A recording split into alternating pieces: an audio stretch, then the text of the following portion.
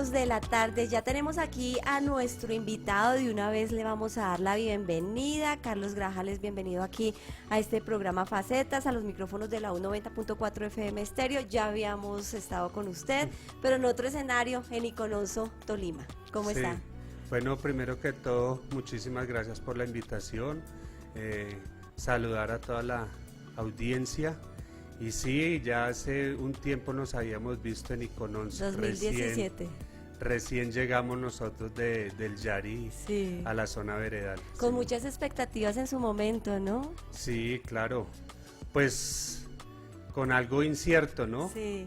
Y fíjate que se volvieron realidad todas esas incertidumbres, pues porque este proceso no ha sido fácil y pues cada vez surgen más inconvenientes. Ha sido complicado. Pero ahí estamos. Ahí siguen en pie de la lucha literalmente, pero para seguir en paz. Sí, claro, nosotros tenemos la convicción y la claridad hoy como ayer que la paz es un triunfo nuestro, que la paz es un triunfo del pueblo colombiano, de los sectores alternativos del pueblo y de nosotros, y que en esa medida pues hay sectores esquistados en el poder que obviamente no les interesa la paz y nos han hecho pues la vida imposible e intentan acabar el proceso, pero pues nuestra tenacidad y convicciones es en la paz y que es a partir de ahí que podremos salir adelante. Bueno, Carlos, para la gente pues que quiere saber más de usted, hablemos quién es Carlos Grajales, cuándo ingresó a la guerrilla, cómo era su labor o cuál era su función dentro de esta guerrilla de las FARC. Bueno, yo ingresé en el año de 92-93, ingresé al bloque oriental. Desde esa época desarrollé tareas pues con lo que tenía que ver con el trabajo logístico, organizativo y después con tareas propias de la confrontación armada. Así duré hasta el 2004, donde fui capturado, 2005 fui capturado y duré 11 años en la cárcel. Tan pronto salí, volví y me presenté al Yari y quedé trabajando allá. Se vino en ese momento la Asamblea Nacional de Guerrilleros, la Conferencia Nacional de Guerrilleros y pues estos espacios de refrendación de los acuerdos, estuvimos allá y después me trasladé para la zona de Iconoso y desde esa época estoy trabajando en lo organizativo y en lo de los proyectos productivos en Iconoso y en todo Cundinamarca. ¿Por qué le llamó la atención la guerrilla? ¿Por qué ingresar a la guerrilla? ¿Había, digamos, alguna influencia, no sé, por parte de algunos compañeros en el colegio, de su misma familia, que creo que su mamá era sindicalista? Entonces hablemos como ese entorno que hizo que usted ingresara a la guerrilla como tal. Yo pienso que el entorno fundamental no estaba en mi familia, estaba en lo que sucedía en esos momentos en la realidad colombiana. Y era que los jóvenes que estábamos haciendo un trabajo político legal, amplio, en los diferentes movimientos de ese entonces juveniles, ¿sí? Pues vimos cómo la guerra sucia comenzó a asesinar y asesinar esta tal mano negra que hoy está más clara de quiénes eran, comenzó a asesinar a los líderes, los liderazgos juveniles, la gente que estaba pensando de forma alternativa y no nos dieron otra opción. Hubo un momento donde varios de nosotros tuvimos que mirar cómo iba a ser el camino y teníamos tres opciones. Una era dejar de pensar como pensamos, olvidarnos pues del trabajo político e irnos del trabajo a la casa y de la casa al trabajo. Otra opción que era pues exiliarnos, irnos del país. En ese momento mucha gente nos decía no, váyanse que los van a matar, a usted están asesinando a la izquierda, la UP, la Unión Patriótica y los diferentes movimientos sociales alternativos estaban siendo exterminados a punta de bala, entonces todo el mundo que era mejor que nos fuéramos y tampoco asumimos ese camino. Y el tercer camino pues fue ingresar a la lucha insurgente, a la lucha armada y asumir el costo que trae esa decisión, asumir la guerra e intentar transformar el país a partir del referente de las armas. ¿Cuál fue el costo para usted como persona, como Carlos Grajales? No, pues dificilísimo. Una persona que tiene que al ingresar a la lucha clandestina insurgente, pues tiene que dejar su núcleo familiar, tiene que acostumbrarse a una vida mucho más difícil, ¿m?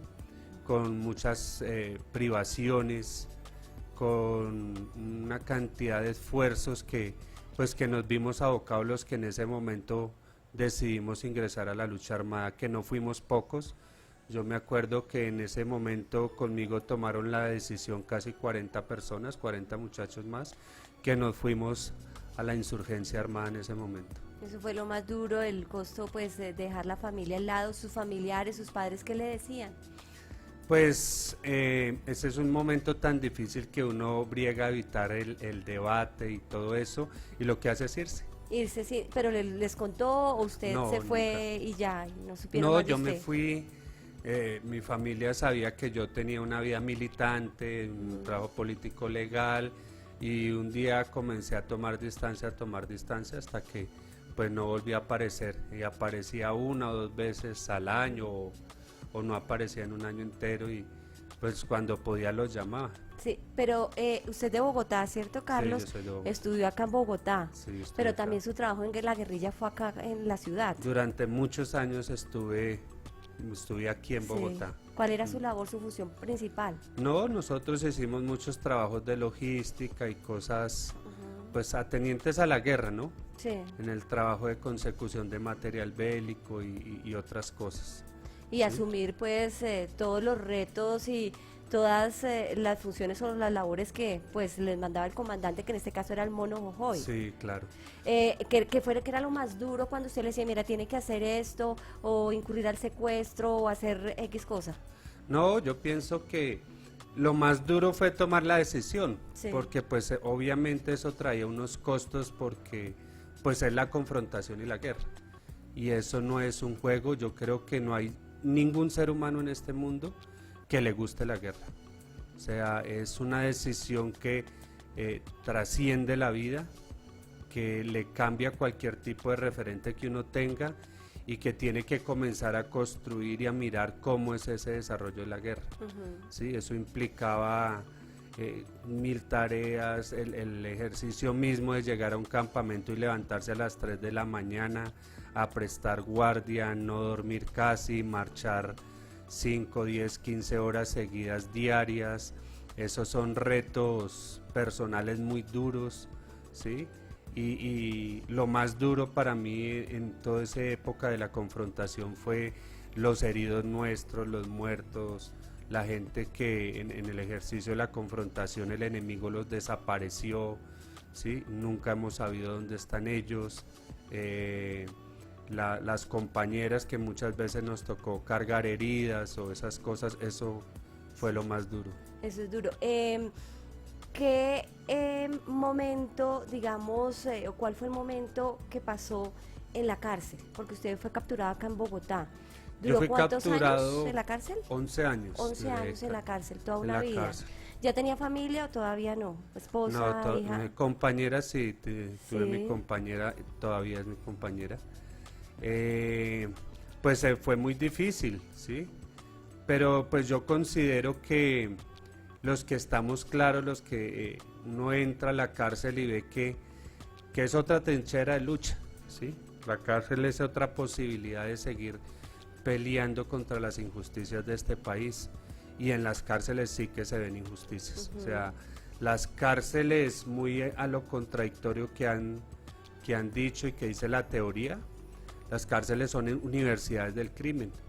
Yo vi en esos 11 años llegar jóvenes que cometieron un delito menor o un delito grave, pero que lo hicieron sin mayor conciencia de lo que eso representaba, y los vi salir a los 5 o 7 años convertidos en unos delincuentes profesionales, digamos con maestría y todo, porque entonces ya saben cómo se extorsiona, saben cómo se vende drogas. Como las saben mañas más terribles todo. que pueda haber. Pues la cárcel, que es la gran mentira que le han dicho a Colombia y a los colombianos, que la justicia es la justicia es equivalente a la cárcel, y resulta que en la cárcel lo que se forma es la delincuencia, ¿sí? Entonces, pues no, nos tocó llegar a ese espacio, uno que pues trae toda una concepción política, ideológica que le permitió resistir los años difíciles de la confrontación armada, pues también tuvo esa misma moral en la cárcel, y yo me dediqué fue a estudiar. En la cárcel acabé el bachillerato, e inicié la carrera, hice 10 semestres de filosofía y pues salí en libertad. ¿Usted salió en libertad por los acuerdos de paz? No, Ya había salido antes. Yo salí como 6 meses antes de los acuerdos. Sí. Allá salió, bueno, estudió, ¿se alcanzó a graduar de filosofía? No, no alcancé. Pero le toca. Me toca. Le falta Ese es uno de los poquito, retos que me toca asumir ya en este proceso. ¿Ya de paz. averiguado en dónde? Menos Sí, en la claro. nacional o pedagógica, no sé. Yo hice los 10 semestres en la UNAP, en la Universidad ok. Abierta de Distancia. Sí. Y pues la tarea es volverme a vincular para acabar la carrera. Ojalá que así sea. Así va a ser. Bueno, salió de la cárcel y ¿qué pasó? Salí de la cárcel y pues obviamente mi vida militante siguió, ¿sí? Yo no, por haber sido capturado, no dejé de ser lo que era un luchador, un fariano, y pues de una vez busqué los contactos necesarios y me reintegré al movimiento insurgente, en ese momento ya en proceso de paz, ¿sí? Y me fui para el Yari. Salí como a los 2 meses, ya me fui para el Yari otra vez. ¿Los delitos por los que entró a la cárcel cuáles fueron? No, a mí me adjudicaron la rebelión, el porte ilegal de armas, ¿sí? Y, bueno, una secuencia grande Muchos de delitos. Muchos delitos. Lo que pasa es que eso es un debate que hay que comenzar a dar, y es que en este país se desnaturalizó el delito político. Entonces, mientras que durante muchos años el ser rebelde implicaba, subsumía todos los demás delitos, la legislación colombiana, que cada vez se soporta más en el delito, en el derecho del enemigo, comenzó a hacer carrera, y cada vez el delito político fue volviéndose más reducido y comenzó a dar paso a delitos comunes, ¿sí? Pero sin conectividad y conexidad con el delito político. Entonces los luchadores revolucionarios que hicimos acciones armadas y acciones de tipo bélico, terminamos capturados o condenados y pagando delitos comunes como hurto de carros, ¿sí? O como prendas, porte ilegal de prendas de uso privativo, cuando pues eso es conexo con el delito de la rebelión. ¿Se arrepiente de algo, de algún hecho que incurrió o de algo cuando estuvo en la guerrilla? Usted dice, sí me arrepiento de esto, no lo debía hacer. Yo pienso que tanto con el concepto del arrepentimiento no, ¿sí? Yo creo que sí cometimos errores, yo cometí errores en la lucha insurgente. ¿Cómo cuáles? No, dejémoslo así. ¿Lo dejemos así? Ah, bueno. Y que eso pues nos tiene que llevar a todos en el momento indicado a reflexionar y a pedir perdón. Nosotros como movimiento insurgente que fuimos y hoy como partido político estamos convencidos que la verdad y que este reconocimiento de las víctimas es fundamental para poder en este país tener la reconciliación tan esperada, ¿sí? Nosotros creemos y lo hemos dicho reiteradamente que la verdad es necesaria para poder sanar heridas. Nosotros estamos dispuestos a dar toda la verdad que de nosotros se requiera, por eso hemos planteado la JEP y se planteó desde el acuerdo la JEP, pero también esperamos que los otros sectores que participaron en esta guerra y que es necesario conocer la verdad, pues también la den. Si no, sería un ejercicio que quedaría truncado, porque quedaríamos nosotros como los únicos victimarios en este conflicto y obviamente eso no es cierto. Hubo varios actores en esta guerra. Muchos, diría yo, y hay muchos que aún hoy mantienen un velo, ¿sí? Se mantienen en la oscuridad y nadie conoce quiénes realmente fueron y qué hicieron, y creemos nosotros que eso es fundamental para poder entender, pero más allá de entender, para que no se repita. Que la única forma de no repetir la tragedia colombiana es realmente conocerla, para saber dónde están las alertas para que no vuelva a pasar. ¿Ya se presentó ante la Jurisdicción Especial para la Paz? A nosotros nos llamaron, a mí me llamaron por por el caso 01, pero pues yo como ya había pagado tanta cárcel, Sí. sí, pues nos llamaron a hacer como unos descargos, todavía no se ha dado, porque hasta donde tengo entendido, porque no es que maneje muy bien el tema, nos toca hacer claridad de los delitos, pero pues como ya pagamos cárcel, entonces más que sean sancionados es aclarar lo que haya motivo. ¿Extraña algo de su época en la guerrilla? No, realmente no de la época de la guerrilla. Si hay algo que sí que le hace a uno como falta es el estar en ese contacto permanente con todas las selvas de Colombia. Con la naturaleza. Con la naturaleza, vivir en esa, porque muchos de nosotros alcanzamos a tener un contacto de muchos años con la montaña. Y hoy pues realmente por las tareas de índole político y de índole de reincorporación, pues uno está más abocado a estar en las ciudades y en otros espacios. Al inicio decía que había muchas expectativas, no solo por parte de usted, sino en general de los colombianos, por lo que iba a pasar después de los acuerdos de paz. Si realmente pues se iban a llevar a cabo, se iban a respetar los acuerdos de paz entre ambas partes.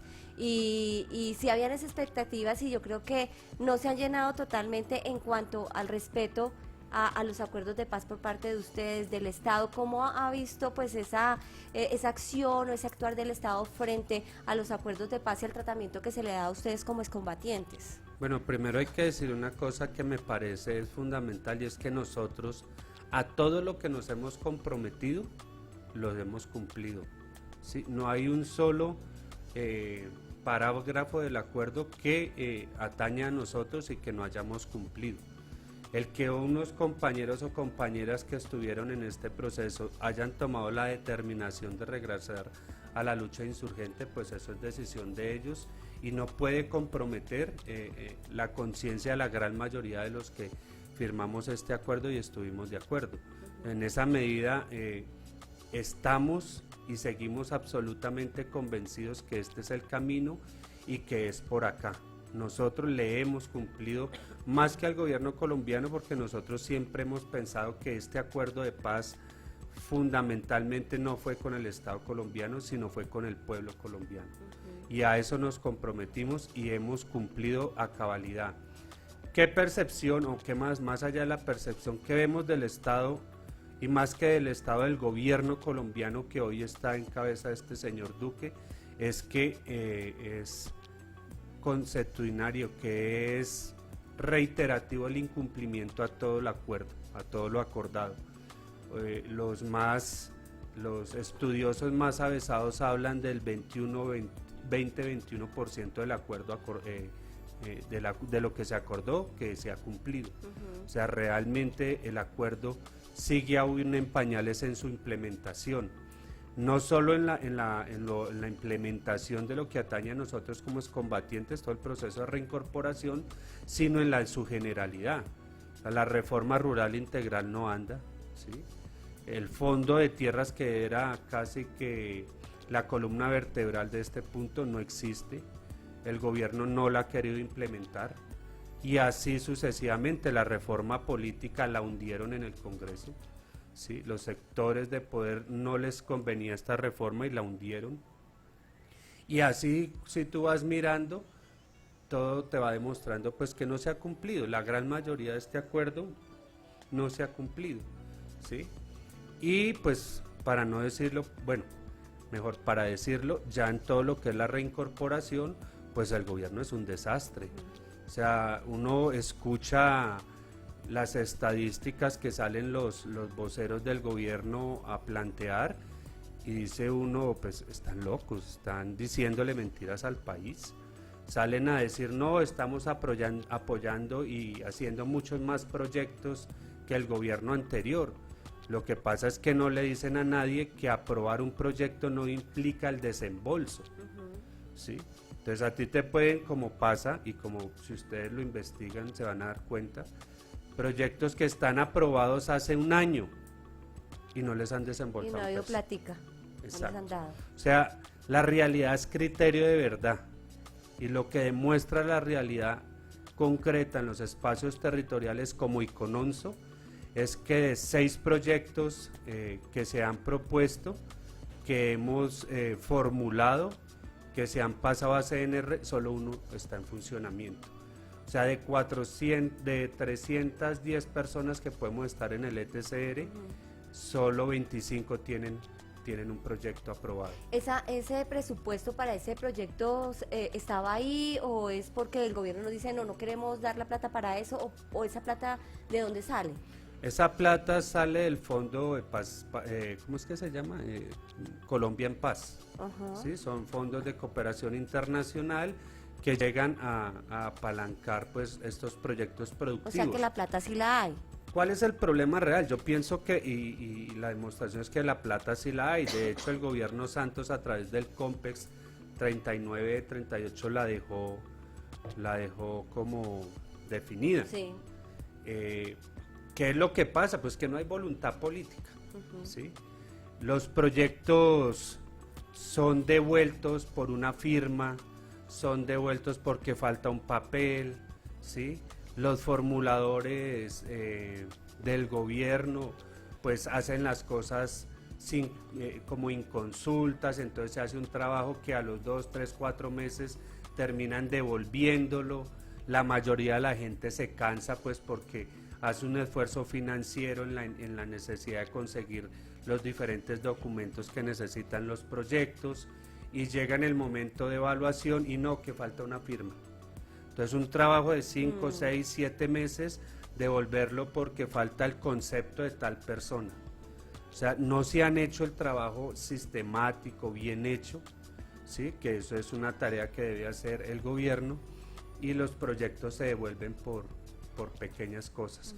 Y eso lo que ha venido generando ya después de 2 años es una gran... ya la gente no le cree a la ERN y no le cree al proceso. ¿Sí? Los muchachos en los ETCRs, compañeras y compañeros, pues han comenzado a buscar alternativas de vida independiente. ¿Sí? Irse a trabajar y a jornalear por 40.000, 30.000 pesos en las fincas cercanas a los ETCRs, ponerse y haber hecho una vaca entre 3, 4 y tener un cultivo de ellos, de frijol, de habichuela. Pero mire, ¿sí? Qué ¿Sí? interesante que recurren a ese tipo de actividades, decir, yo no me voy a volver a la guerrilla, yo no voy a ser disidente de las FARC, recurro a otras actividades a pesar de que la espalda por parte del Estado ahí está, eso es importante. Claro, es que hay que decirlo y te lo decía yo al comienzo, es que en nosotros persiste absolutamente la convicción de que este acuerdo es nuestro, que es una victoria y que quienes realmente lo defendemos somos nosotros. ¿Sí? El gobierno y ciertos sectores están interesados en destruir el proceso, en acabar la unidad de nosotros, en desvertebrarnos, ¿sí? Como dijo creo que un senador por allá que prefería vernos en armas que haciendo política. Entonces pues estos sectores están interesados en acabar la paz. Y la cuestión no es no desfallecer, la idea es esa porque son muchos obstáculos que se le han presentado y muchas situaciones que a veces uno se pone en los zapatos de ustedes y dicen, oiga, están ahí, siguen ahí a pesar de que primero lo del plebiscito, luego pues la victoria de Duque como presidente de la República, en el tema de las disidencias de las FARC, que se vaya Imar Márquez, que vuelva a tomar las armas, que se vaya Santrich, que se vaya el Paisa, todas esas cuestiones como que también penden de un hilo la estadía de los excombatientes en estos acuerdos de paz o en este posconflicto. No, claro, pero lo que yo te decía, con todas esas dificultades, ahí siguen, o sea, nosotros seguimos a la paz. Ahí. Y sabemos que el gobierno va a intentar de todas formas destruir lo poco que hemos logrado. Eso lo tenemos claro. En los ETCRs nos prometen, van y prometen esta vida y la otra y nunca llega nada, ¿sí? Sí. Entonces, por encima de eso, nuestra convicción es con este proceso. Y pues ya amarrando eso a la Roja, pues así nace la Roja. Hablemos y así nacen muchos proyectos productivos que hay en los ETCRs que el gobierno no ha apoyado, que el gobierno no tiene en cuenta, pero que hoy van saliendo adelante. ¿sí? En el ETCR Antonio Nariño tenemos La Roja, donde en este proyecto no ha puesto un peso el gobierno nacional. O sea, no les ha dado la plata. Nada, nada. Todo ha sido Pero sin embargo la propio. están esperando. ¿Ah? Sin embargo la están esperando, Nosotros obviamente. como ya no creemos en Ya no se eso, atienen a eso. ya no, es que eso es lo que te quería mostrar. Por encima que el gobierno nos cumpla o no, nosotros vamos a sacar esto adelante. Siguieron adelante. ¿Sí? Y así como La Roja también está un proyecto como TecPaz, donde el gobierno no ha invertido un peso.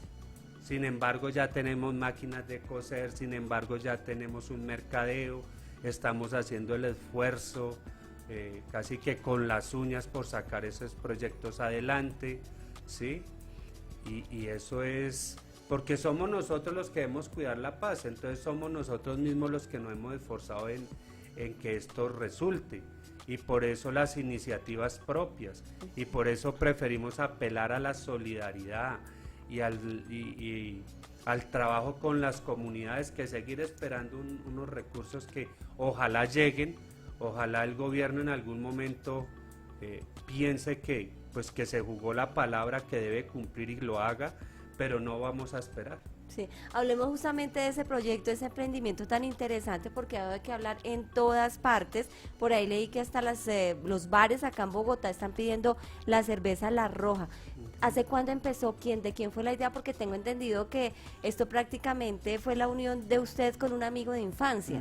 Él era irlandés, no sé. Es de origen irlandés. De origen irlandés, que sabía preparar cerveza y ahí inició todo. Ajá.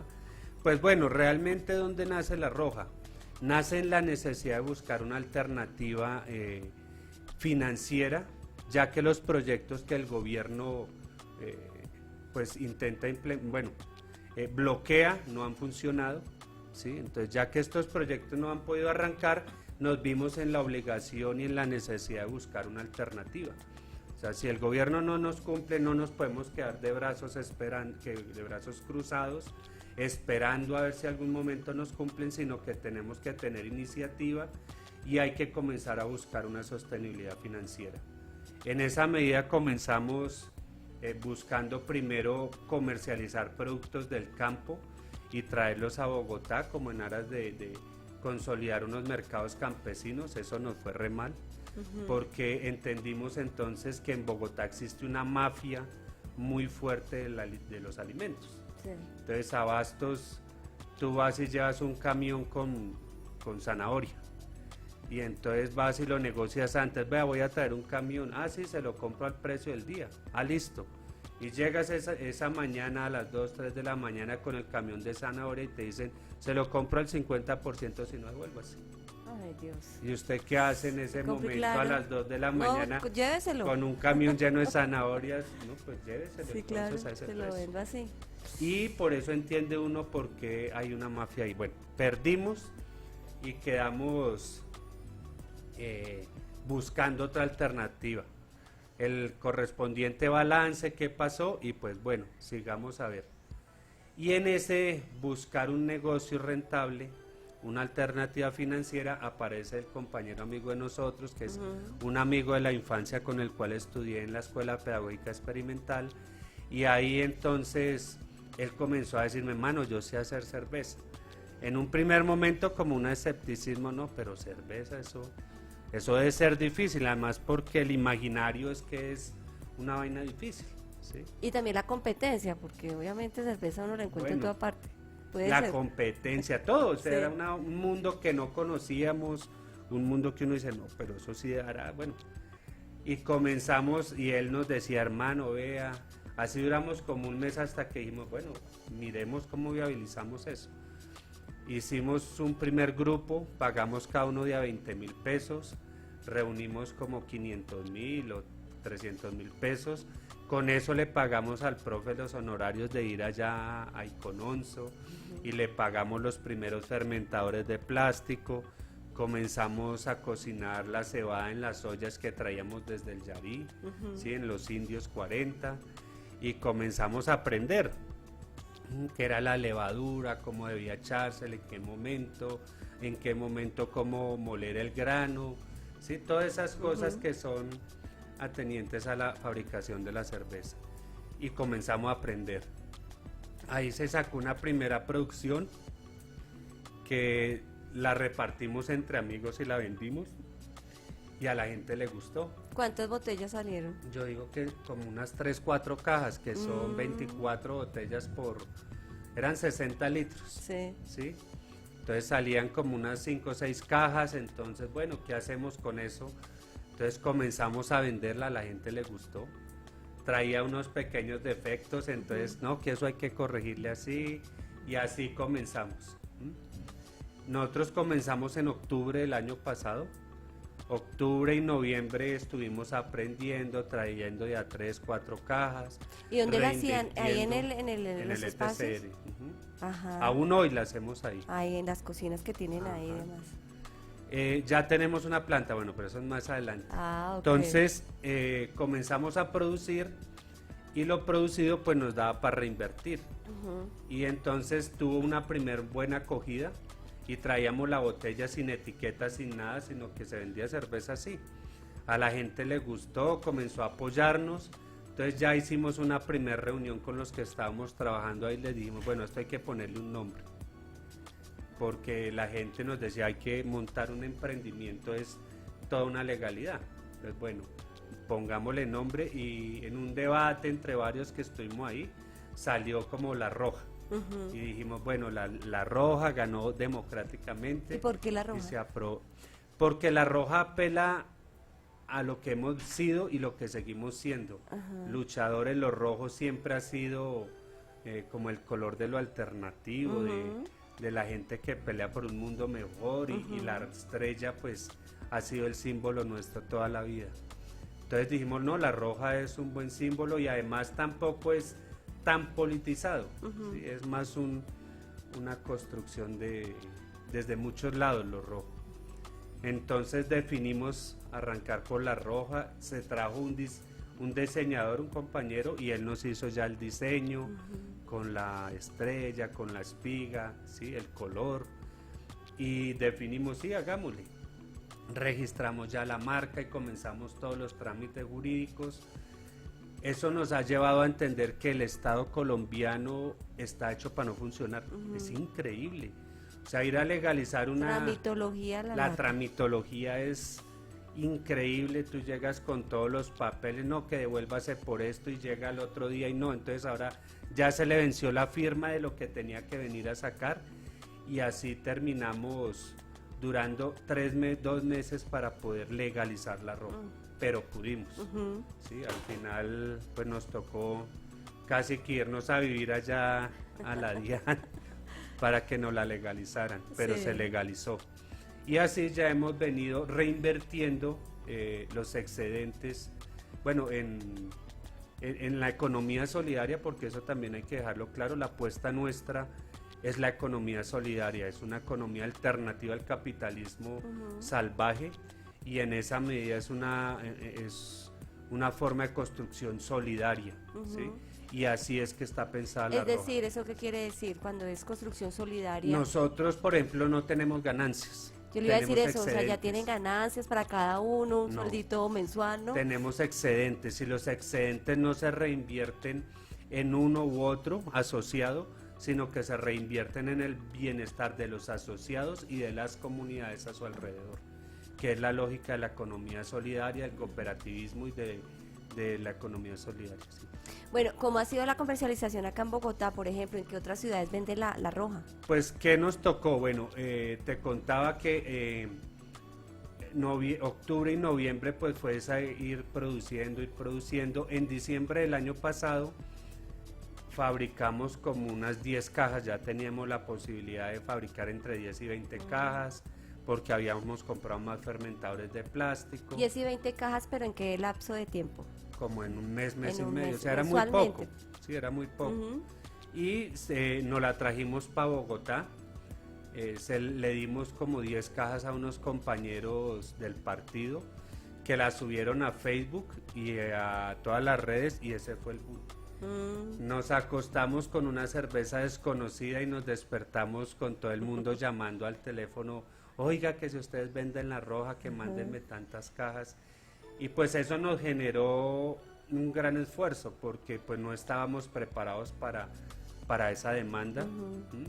Nosotros siempre habíamos pensado de a 10, 20 cajas, 15 cajas, y resulta que se nos vino un diciembre donde todo el mundo comenzó a pedir, entonces nos tocó conseguir plata prestada. Un compañero por allá, un amigo también de este proceso, que trabaja en una embajada, dijo, vea, yo les presto 2 millones de pesos, con esos 2 millones compramos más fermentadores y más material, insumos, y comenzamos a producir y medio pudimos paladear esa gran demanda que se generó. Sí. Y a partir de ahí, pues esto ha tenido un despliegue publicitario muy grande, pero pues mantenemos el problema inicial, es que como somos una empresa que no tiene los recursos necesarios, pues tenemos ciertas dificultades en la capacidad de producción, que los hemos venido resolviendo, ¿sí? Como todo en la vida, poco a poco hemos venido resolviendo estas dificultades. Hay otras que persisten, pero creemos que tenemos la capacidad de gestión y de trabajo para salir adelante. Imagínense, ya viene Navidad, les toca, como dicho, duro. Hoy ya comenzamos con esos fermentadores de plástico artesanales. Sí. Hoy ya tenemos una planta en acero, ¿sí? Unas ollas de cocción y unos fermentadores que nos permiten tener 1500 litros cada 20 días. Pasamos de hacer 60 litros a 1500. Y eso ya nos ha dado una posibilidad de distribuir con mucha mayor fuerza. En Bogotá tenemos más o menos unos de 10 a 15 bares que venden la roja. Pues es muy poco el producto, llega de a 2, de a 3 cajas, pero ya es consuetudinario, ¿sí? ¿Y dónde se pueden hacer pedidos? ¿En Facebook o en dónde? Yo te puedo dejar. Sí, la verdad es que no traje la de pronto que algún oyente o alguien esté interesado, pues me deja la tarjetica y cualquier cosa ahí por las redes sociales podemos informarles dónde se vende la roja. ¿A qué sabe? Que como cuál es la combinación de sabores. La roja tiene un sabor fundamental y es un sabor a futuro. Es un sabor a paz. Entonces uno la toma y dice futuro, paz, sí, paz, amor. Reconciliación, búsqueda de alternativas para este país, todas esas cosas.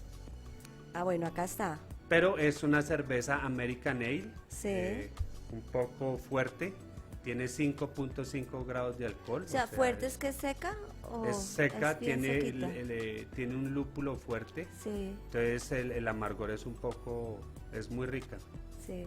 Dicen los que saben de cerveza que es muy buena.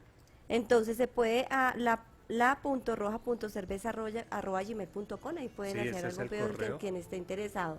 Ajá, bueno. Está mi teléfono, que soy el gerente. También lo podemos dar, Carlos, claro. 321-277-1095, Carlos Alberto Grajales. Pues interesante, mire que el tiempo se nos acabó tan rápido, ¿ya? Carlos. Vamos a hacer una segunda entrega de la entrevista con Carlos Grajales. Sí, ya, claro. Imagínense. Pues le agradecemos por haber estado con nosotros acá. Felicitaciones por ese emprendimiento, ese proyecto tan interesante. Ojalá que sigan adelante. Y tengo entendido que acá en Bogotá hay como una feria con los proyectos. En este momento estamos en una feria en Ayuelos, en el Centro Comercial Ayuelos, donde estamos ofreciendo 12 proyectos, tenemos 12 stands, pero se están ofreciendo más o menos 15 proyectos productivos, todos de los ETCRs y de ¿Cómo que hay además de la cerveza? Hay cerveza, están los de Tecpaz con todas confecciones, ¿sí? Entonces ahí hay camisetas, hay...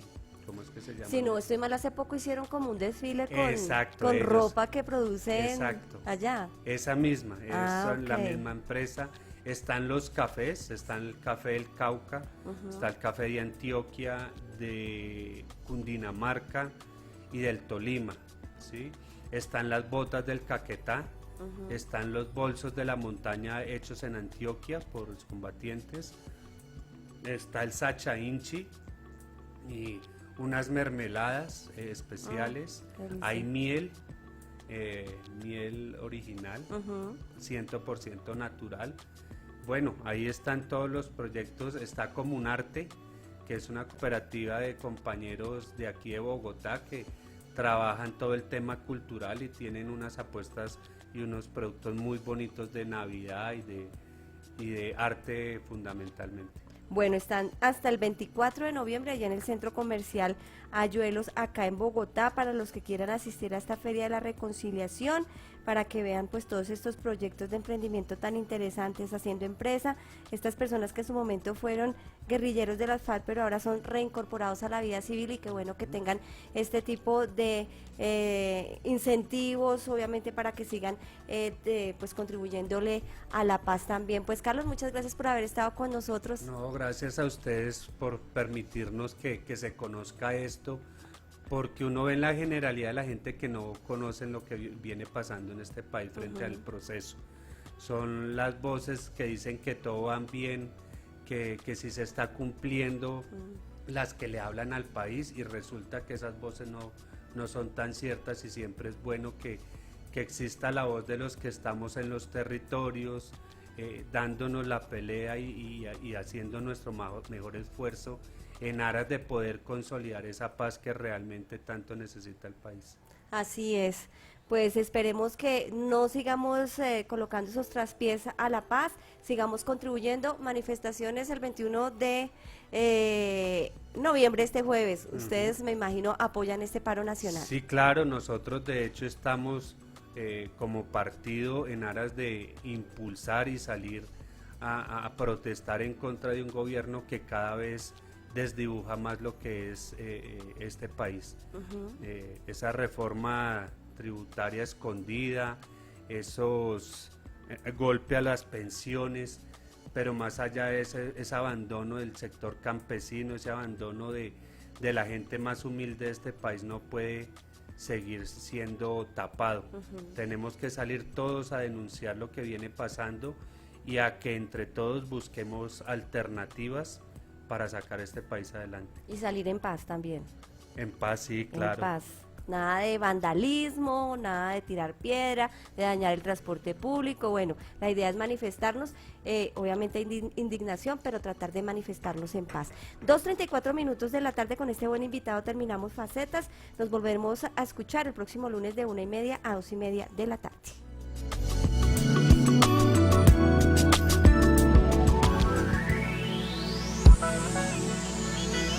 Una voz, una historia nos dice más que cientos de noticias. Antes de ser escritor, hay una diferencia entre el que lee y el que no lee. Humorista, líder indígena, trabajo fuerte, duro, casi de hombre. secuestrado, Que lo más duro del secuestro es desde el primer día hasta el último.